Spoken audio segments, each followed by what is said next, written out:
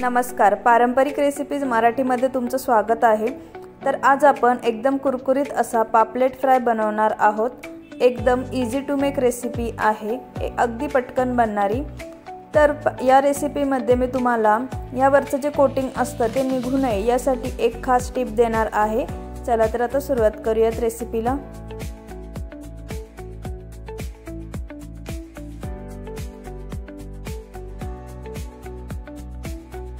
तर तुम्ही इथे बघू शकता, इथे मी हा पापलेट घेतलेला आहे, अशा प्रकारे कट करून स्वच्छ धुवून घेतलेला आहे। तर सर्वात आधी आपण याला लावण्यासाठी जो मसाला आहे तो तयार करून घेऊयात।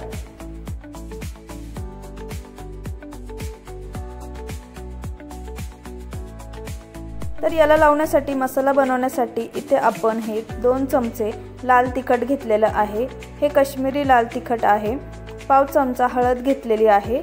1 चमचा इथे मी हा फिश मसाला घेतलेला आहे। 1 चमचा धने पावडर व इथे हा 1 मोठा चमचा घरचा कांदा लसूण मसाला घेतलेला आहे आणि चवीनुसार मीठ।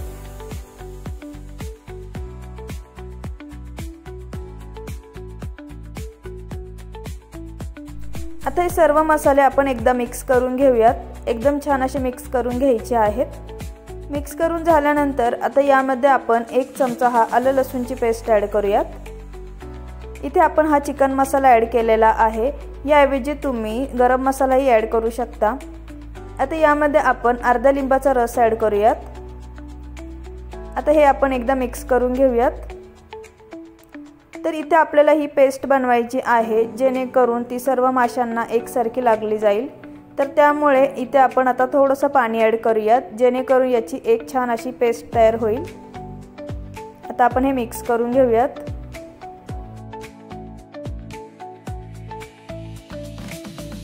तर आता यामध्ये आपण आणखीन थोडंसं पाणी ॲड करूयात, कारण याची आपल्याला पेस्ट बनवायची आहे।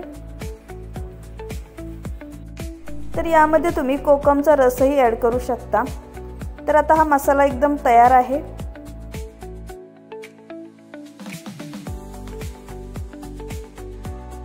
तर आता हे जे माशाचे तुकडे आहेत याला आता आपण हा जो मसाल्याची पेस्ट आपण तयार करून घेतलेली आहे ती ही सर्व बाजूंनी अशा प्रकारे एकसारखी लावून घेऊयात। तर हे जे पापलेट माशाचे तुकडे आहेत हे खाताना आतमध्ये एकदम फिके लागू नये यासाठी हा जो पेस्ट बनवलेली आहे मसाल्याची आपण ती एकदम छान अशी लावून घ्यायची आहे, जेणेकरून ते फिके नाही लागले पाहिजेत आतून। चला तर आता आपण सर्व माशांना ही जे मसाल्याची पेस्ट आहे ती लावून घेऊयात। तर तुम्ही ते बघू शकता, आता आपण सर्व माशांना एकसारखा हा मसाला लावून घेतलेला आहे, एकदम छान असा लावून घेतलेला आहे, तुम्ही ते बघू शकता। चला तर आता आपण यावर जे कोटिंग आपण तयार करणार आहोत ते आता तयार करून घेऊयात। तर यामध्ये मी तुम्हाला एक टिपही सांगणार आहे। तर इथे आपण एक प्लेट घेतलेली आहे। आता यामध्ये आपण रवा ॲड करूयात। इथे हा मी 1 वाटी हा रवा घेतलेला आहे। तर आता आपण जे पापलेट माशावरचं जे कोटिंग आहे ते एकदम कुरकुरीत बनण्यासाठी यामध्ये आता आपण तांदळाचं पीठ ॲड करणार आहोत। तर एकदम असं बारीक पीठही ॲड करायचं नाही आहे, तुम्ही ते बघू शकता। मी साधारण 2 ते 3 चमचे हे तांदूळ मिक्सरला बारीक करून घेतलेले आहेत। ते थोडेसे जाडसर वाटून होतात ना, तर ते आपण यामध्ये ॲड करायचे आहेत, जेणेकरून आपलं जे माशावरचं कोटिंग आहे ते एकदम कुरकुरीत बनतं। तर आता यामध्ये आपण चवीनुसार मीठ ॲड करूयात, थोडीशी हळद ॲड करूयात, पाव चमचा हे काश्मीरी लाल तिखट ॲड करूयात। आता हे एकदा आपण छान असं मिक्स करून घेऊयात। तर तुम्ही ते बघू शकता, आता आपल्या पापलेट माशावरचं जे कोटिंग आहे ते एकदम तयार आहे। तर आता आपण हे जे सर्व मसाला लावलेले मासे आहेत, आता हे आपण हे जे कोटिंग आपण बनवून घेतलेलं आहे यामध्ये छान असं डिप करून हे एकसारखा हा जो रवा आहे हा याला एकसारखा लागला पाहिजे अशा प्रकारे हे लावून घ्यायचं आहे। हे जे आपण रवा व तांदळाचं जे पीठ आपण घरी बनवून घेतलेलं आहे याचं हे जे कोटिंग बनवून घेतलेलं आहे यामुळे हा जो पापलेट मासा आहे तो एकदम कुरकुरीत बनतो, खूप वेळ कुरकुरीत राहतो हा मासा। तुम्ही एकदा हे घरी नक्की ट्राय करून बघा। तर हे अशा प्रकारे आपण सर्व माशांना रवा व तांदळाच्या पिठाचं हे कोटिंग जे आहे ते अशा प्रकारे एकसारखं लावून घेतलेलं आहे। चला तर आता आपण हे सर्व मासे फ्राय करून घेऊयात।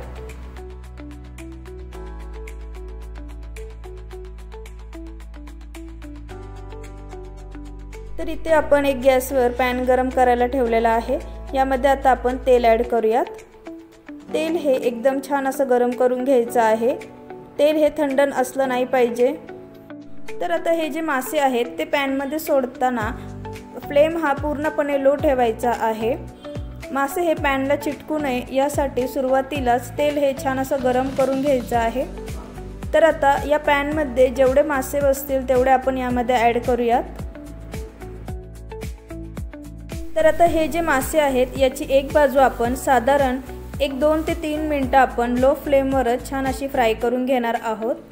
हे लगेचच उलटून घ्यायचे नाहीयेत, नाहीतर हे तुटू शकतात।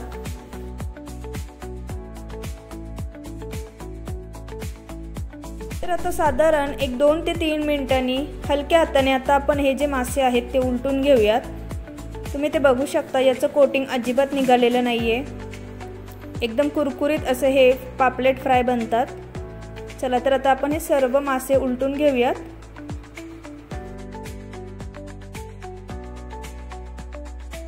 उलटून झाल्यानंतर आता जी याची दुसरी बाजू आहे तीही आपण साधारण 1 ते 2 मिनिटं छान अशी फ्राय करून घेऊयात।